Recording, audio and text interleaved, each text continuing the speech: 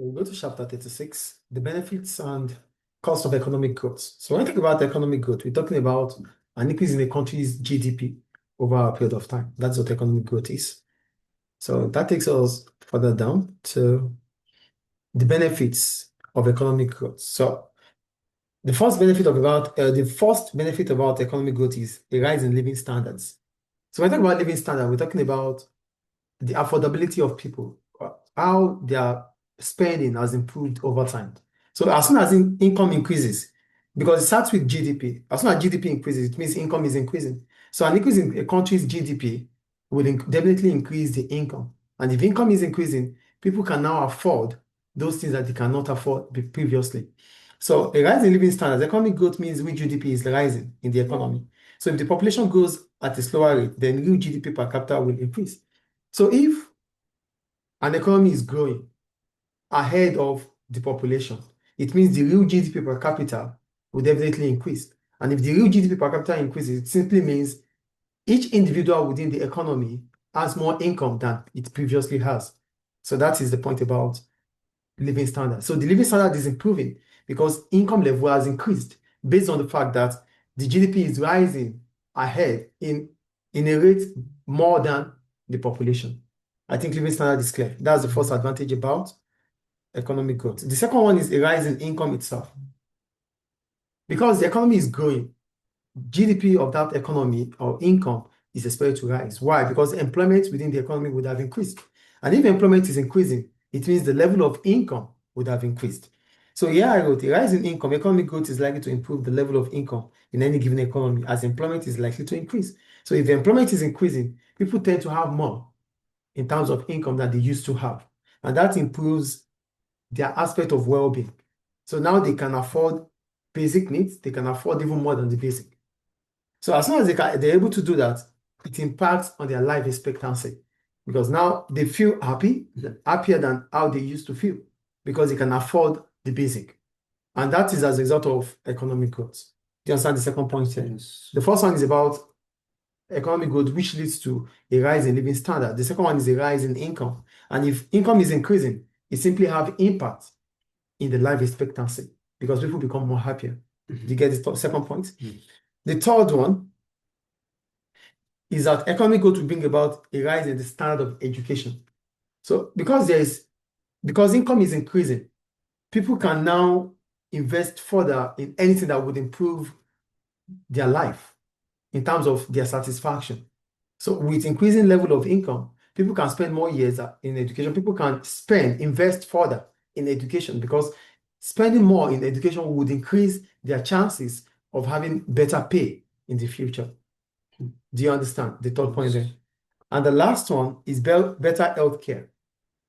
With economic growth, GDP is increasing. So it means people have access to better healthcare and better health facility. And that could, in turn, increase the quality of life. And if the quality of life increases, it means life expectancy is also expected to rise. So these are the benefits of economic growth. Any question about that? So that takes us to growth is unsustainable. Are you there? So they said the most significant anti-growth argument is that growth is unsustainable. When we say growth is unsustainable, it simply means at the end of it all, we are unable to, whatever we do now will affect the future generation. So that means resources will be used up, they will be depleted. And as a result, those coming after us will not be able to meet anything. That is what anti-growth is all about. So here I was. The most significant anti-growth argument is that growth is unsustainable. Then what is sustainable growth? We call it sustainable growth because the productive potential of this economy is improving. But in the course of it improving, it's not going to affect the future generations, which simply means whatever decisions we make now in terms of our growth potential, it will still leave things for the future generation. So this can be defined as growth in the productive potential of an economy today that does not lead to a fall in the productive potential of the economy for the future generation. So whatever decisions we make today, whatever output we have today, we are certain that it's not going to affect those coming after us. That is what sustainable growth is about. Do you understand what sustainable growth is here? So the point against unsustainable growth is that extra percentage increase in national income is likely to be used up or is likely to use up non-renewable resources such as oil, coal, and copper. So if income is increasing, so the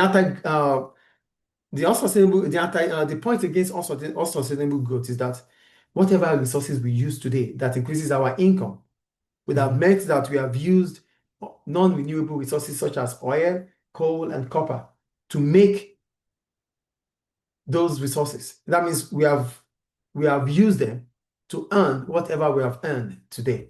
So that is also sustainable because they are non-renewable. That means as soon as we use them, we cannot find them anymore. So also increase, that's the first point about it. That means an increase in income will be as a result of increase in the usage of non-renewable resources. I think the first point is clear. So the second point about unsustainable growth is that an increase in national income can also be argued that it is associated with greater pollution. So if growth continues to increase over time, it means pollution continues to increase over time. So that's another point, which means if pollution continues to rise over time, it will lead to global warming anyway and carbon emission. So these things are not sustainable. And that's the second point. And the last one, the threat of global warming, which suggests that within the next 100 years, Earth will be so warm that it will become uninhabitable. So if the Earth is habitable now because it is normal, but with increasing pollution, increasing economic growth, it will become uninhabitable for people coming after us. So these are the reasons why economists feel that growth is unsustainable.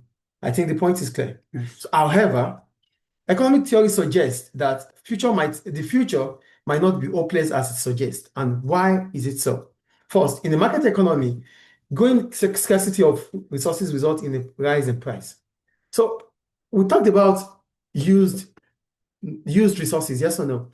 So if we continue to use non-renewable resources, it will lead to scarcity, yes or no? Yes. But scarcity can be dealt with. How? We raise the price. So raising the price of scarce resources. So what will happen when the price of scarce resources increases? First, demand and therefore consumption will fall. Yes. So this allows conservation.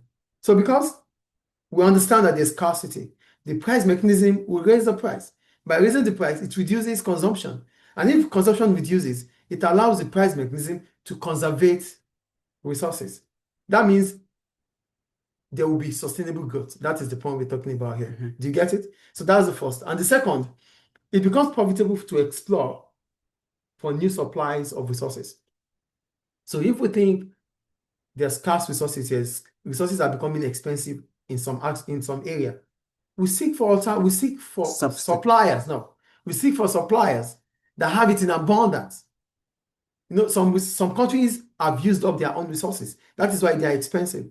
Other countries might still have. Some countries might just discover new resources. So we seek cheap supplies. So because it becomes profitable for us to seek for cheap suppliers. So that's another point when it comes to supporting sustainable growth. And the last one, producers and consumers can switch to substitutes, which you just said now. So if we feel that or figure out that the resources are scarce and they are expensive, they are no more affordable, we seek for alternatives like crude oil, like oil for cars. We seek for electric cars. Do you understand? So these are three ways in which we can still argue that there's still sustainable growth. Is it clear? Yeah. Any question about that? No. So that ends. Okay. However, also the market mechanism and government are frequently okay. So that's I think I'm missing something there. That's the fourth one, right? That's the fourth one. Yes. Okay. So the last note about it is that government and markets are not good at responding to pressures. So the only problem we have about sustainable growth here is that it takes time for government, it takes time for the price mechanism to decide. So there's always going to be time lag. So because there's time lag, we might fall back to saying that there's always going to be unsustainable growth. I think the point is clear. Any question about that? Great. So that takes us to Increasing inequalities, which is okay. Can we finish now? Because I Okay, have hold on, please. So we stop today's lesson here. Then in the next class, we talk about inequalities.